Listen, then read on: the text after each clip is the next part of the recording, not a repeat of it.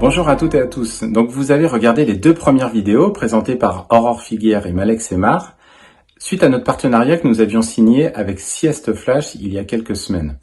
Donc nous sommes ravis maintenant de vous présenter cette troisième vidéo qui va vous permettre de mieux comprendre comment bien s'endormir et bien se réveiller, ça nous vous l'avions dit, et surtout l'intérêt de toutes ces techniques de sieste, de détente qui vous permet d'être plus performant. Je pense qu'il est important dans le nouveau monde, nous parlons beaucoup de nouveau monde, de penser à son énergie et voilà, pour son entreprise, mais aussi pour soi-même.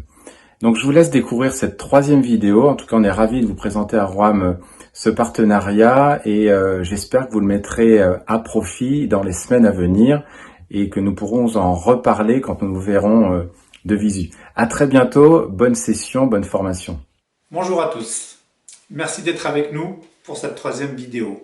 Si vous êtes encore là, c'est que vous avez été convaincu de l'importance d'un bon sommeil et de l'utilisation d'une sieste flash pour améliorer notre performance.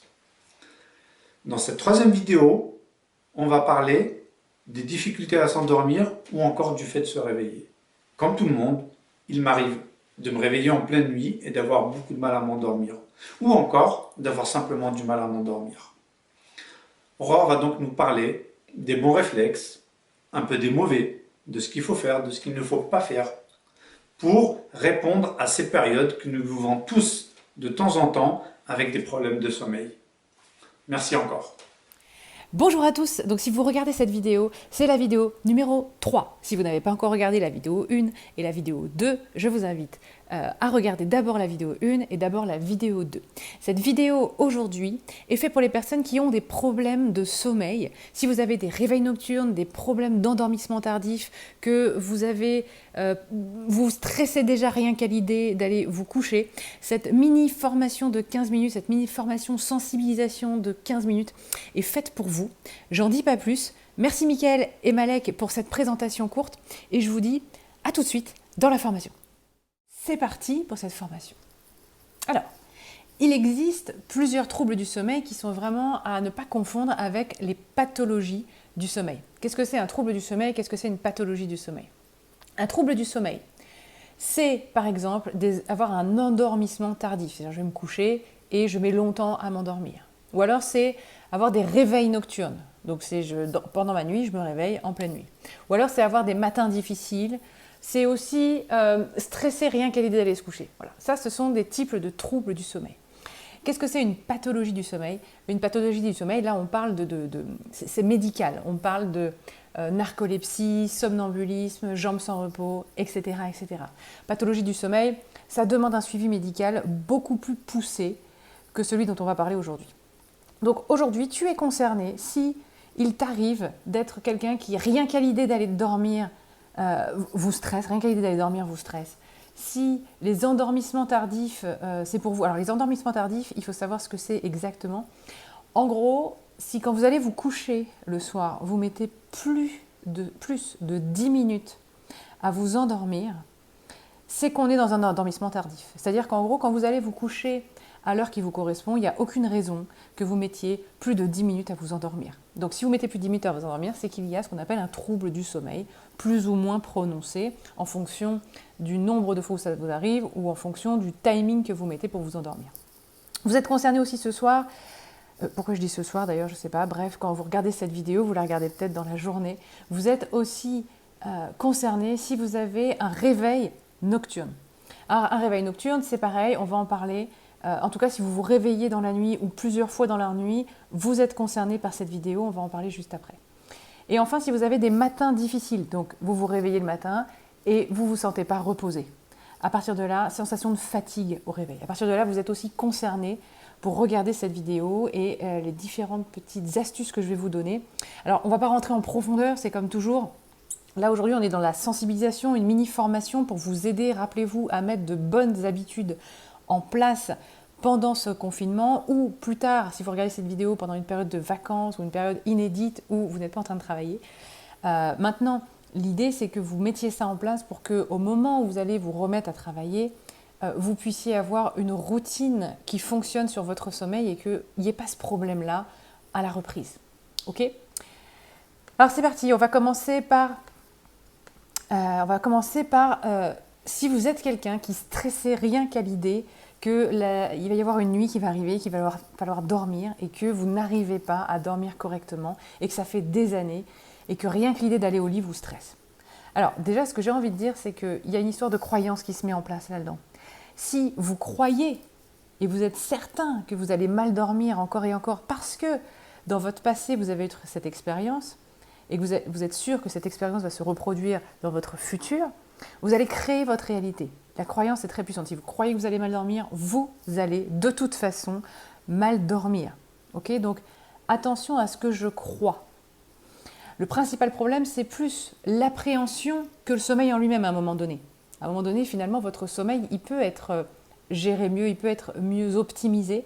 Mais si j'ai toujours cette appréhension, en fait, je vais stresser et quand je stresse, je vais sécréter les mauvaises hormones. En l'occurrence, je vais sécréter le cortisol. Et, alors, ce n'est pas une hormone, mais bref, on s'en fiche. Je vais sécréter le cortisol. Et le cortisol, c'est ce qui est censé me réveiller le matin. Donc, si c'est au moment d'aller s'endormir, c'est problématique. Donc, attention à comment j'appréhende mon sommeil.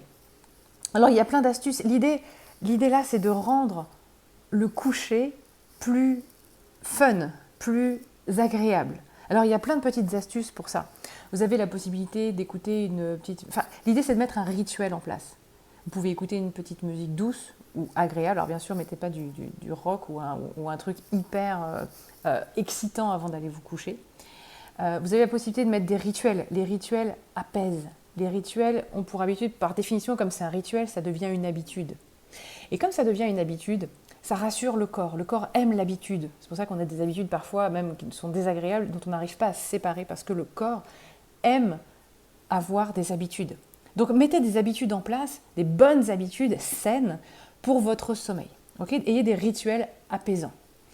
Ensuite, si besoin, vérifiez votre literie, vérifiez vos draps, mettez quelque chose d'agréable dans lequel vous dormez bien, dans lequel vous vous sentez bien quand vous y mettez. Si c'est trop dur, si c'est trop mou, si c'est trop rêche au niveau de la sensation, si, je ne sais pas, si les couleurs de votre lit ne vous plaisent pas, bref, faites en sorte que votre lit, l'endroit où vous êtes, même votre chambre, vous plaise, que ce soit agréable et fun. Rangez s'il faut. Si parfois vous n'avez qu'une seule pièce où à la fois c'est la pièce à vivre et à la fois c'est votre pièce de sommeil, il faut avoir la possibilité de faire en sorte que cette pièce se transforme au moment de votre sommeil pour qu'il y ait ce rituel en place et que le cerveau, le corps se disent « Ok, c'est le moment de dormir et c'est un moment agréable ».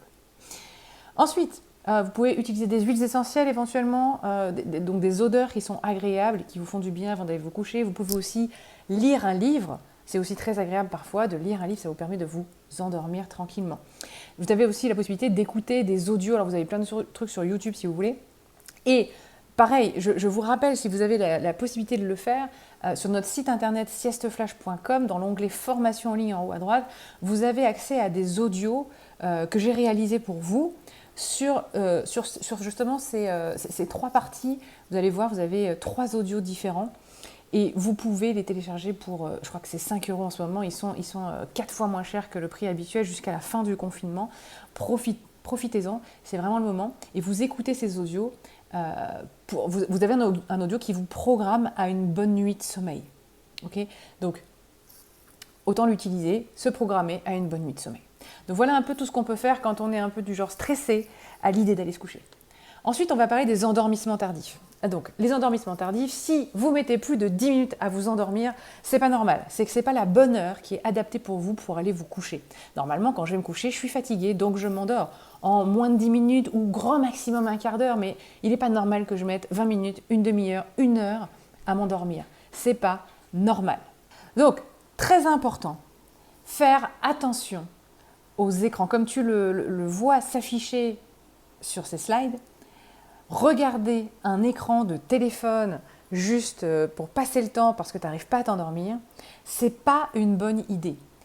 L'écran, il a pour effet d'envoyer de la lumière au niveau des yeux. Et derrière, l'information reçue, c'est « il fait jour ». Alors je sais, il existe des programmes de nuit, le téléphone qui se met en nuit avec un écran un peu plus jaune, etc. C'est pas mal, mais il n'y a pas énormément d'études qui prouvent que ça a vraiment un réel effet sur la mélatonine. La mélatonine, c'est l'hormone que vous sécrétez pour vous endormir. La lumière diminue, le cerveau comprend, on passe en mode nuit, on va sécréter la mélatonine pour pouvoir s'endormir. C'est comme ça que ça fonctionne. Quand on regarde un écran, il a pour effet de couper instantanément la sécrétion de la mélatonine. Ça veut dire que le cerveau se dit « Ah, c'est plus la nuit, on arrête de dormir ». Voilà ce qui se passe. Donc, si vous avez du mal à vous endormir, passer le temps avec un écran, ça va ne faire qu'empirer le problème et retarder. Donc, attention à ça. Maintenant, ce qui est important, c'est que si vous mettez plus de 10 minutes à vous endormir, comme je disais tout à l'heure, c'est pas normal, c'est juste que vous ne vous couchez pas à l'horaire qui est prévu pour vous. Ça, j'en ai parlé dans la vidéo 2. Si vous n'avez pas regardé encore la vidéo 2, retournez voir cette vidéo 2 absolument, dans laquelle je parle du chronotype, c'est-à-dire votre profil de sommeil, à quelle heure vous êtes fait pour vous coucher, combien de temps dormir et à quelle heure vous êtes fait pour vous lever. Quand vous connaissez votre chronotype, et je le précise, ça se calcule, ça s'étudie avec des experts du sommeil. Nous, on fait ça. Si vous avez besoin qu'on fasse ça, vous nous le demandez par mail. Ça se calcule, ça s'étudie, de savoir à quelle heure vous êtes fait pour vous coucher. Et quand vous savez ça, vous mettez plus 20 minutes, une demi-heure pour vous endormir. Vous savez exactement à quelle heure vous êtes fait pour vous coucher. En attendant, ce que vous pouvez déjà faire, vous, dans cette période inédite, justement, qui vous permet d'être peut-être plus à l'écoute de ce qui se passe à l'intérieur de votre corps, c'est simplement de s'écouter et de se dire quels sont les premiers signes de fatigue que je ressens. Dès que le soir commence à arriver, vous ressentez les premiers signes de fatigue. Et au moment où vous les ressentez, c'est plus le moment de se dire « je dois finir cette série, je dois finir ce film, je dois finir ce que je suis en train de faire et après j'irai me coucher ». Non, au moment où on ressent les sensations de fatigue, les yeux qui piquent, la nuque un peu raide, les idées qui s'embrouillent, on va commencer à bâiller, ce sont des signes qui disent que votre corps vous envoie pour vous dire c'est le moment d'aller se coucher. Ce n'est pas le moment de terminer tout ce qui est à terminer. C'est le moment d'aller se coucher. Donc quand vous ressentez ces premiers signes, il faut aller immédiatement se coucher, le plus rapidement possible. Idéalement, vous avez déjà pris votre douche avant, vous avez déjà fait le brossage de dents avant, etc. Parce que si au moment où vous ressentez ces signes-là, vous vous dites « Ah ok, je vais aller me coucher, alors je vais commencer à ranger les choses que je n'ai pas rangées dans la cuisine et faire la vaisselle, et puis ensuite je vais aller prendre ma douche, et puis ensuite je vais me brosser les dents, et puis etc. » Au moment où vous allez vous mettre au lit, c'est trop tard. Le train, il est passé. C'est trop tard. Vous n'êtes plus fatigué. Il va falloir attendre que le train revienne à quai pour pouvoir le prendre et s'endormir. Donc, le plus vite possible, vous allez vous coucher quand vous ressentez les premiers signes. Le plus vite possible, vous allez vous endormir quand vous allez vous mettre au lit. Toujours pareil, vous avez des audios qui sont disponibles sur notre site internet siesteflash.com pour vous aider à vous endormir. Quand vous avez un petit peu du mal, vous pouvez mettre cet audio et écouter ma voix qui vous guide pour vous endormir. Ensuite, on va parler des réveils nocturnes. Donc, un réveil nocturne, j'explique très rapidement parce que tout le monde ne comprend pas ce que c'est. Un réveil nocturne, c'est quand on se réveille la nuit, certes, mais il y a différents réveils nocturnes et il y en a qui impactent sur votre quantité et votre qualité de sommeil, il y en a qui n'impactent pas. Quand votre réveil nocturne dure moins de 3 minutes, en général, on ne s'en rappelle pas et il n'impacte pas votre nuit de sommeil, ni en qualité ni en quantité. D'ailleurs, il faut savoir que tout le monde se réveille toutes les nuits entre chaque cycle de sommeil, on en a à peu près 4, 5, 6 par nuit. Pour les moins chanceux, il y en a 3. Mais entre chaque cycle de sommeil, on se réveille, ça dure moins de 3 minutes et on ne s'en rappelle pas. Donc ça, ce n'est pas un problème. Donc on a tous des réveils nocturnes, moins de 3 minutes, pas de souci. Quand ça dure entre 3 minutes et 10 minutes environ, pareil, pas de souci. La seule différence, c'est qu'on s'en souvient. Souvent, on se dit « Ah, je me suis réveillée toutes les heures, mais je me suis rendormie très très vite ». Ça n'a pas d'impact sur votre qualité et votre quantité de sommeil.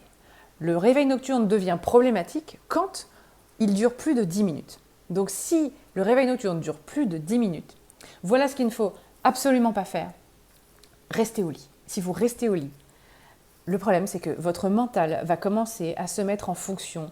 Tout un tas de choses qui vont se dire « Demain je dois me lever tôt, parce que je dois faire ceci, parce que j'ai une journée importante, parce que là. » Ou alors la nuit c'est « Je dors pas et j'en ai marre et c'est pas la première fois. » Et quand vous faites ça, quand le cerveau commence à se mettre en action, vous sécrétez le cortisol à l'intérieur. Et le cortisol, c'est ce que vous devez sécréter normalement le matin quand vous vous réveillez. Donc si vous le sécrétez en pleine nuit, on a un problème, votre corps va donc se réveiller.